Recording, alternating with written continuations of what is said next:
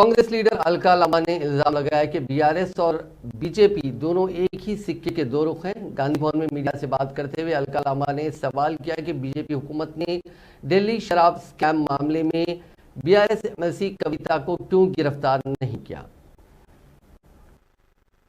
जीतने में कामयाब हो रहे हैं। ये मुकाबला सीधा भ्रष्ट तेलंगाना को नशे में झोंकने का काम करने वाली पार्टी बीआरएस परिवार और भारतीय राष्ट्रीय कांग्रेस के बीच में है और हमें पता है हमारी गारंटियां जीत रही हैं।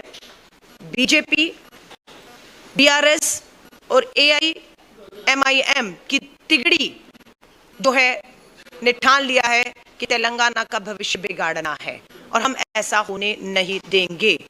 हम पे आरोप लगे कि हमने कर्नाटक में नहीं किया।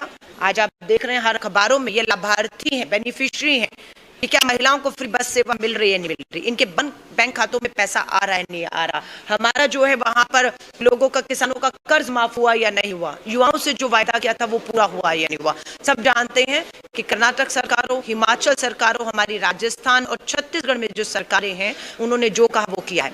मुद्दा यहाँ पर है कि मुख्यमंत्री की जो बेटी है कविता, वो शराब नीति के तहत दिल्ली से तार जुड़े हुए 100 करोड़ रुपयों का लेन देन हुआ है, उसमें वो पूरी तरह से फंसी हुई हैं।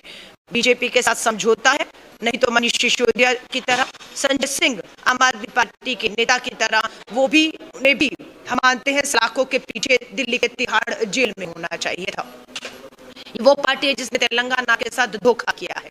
पहले नाम था टीआरएस, तेलंगाना जो है संघर्ष समिति, और अभी जो है भारत, इन्होंने अपना नाम करके तेलंगाना को ही अपने नाम से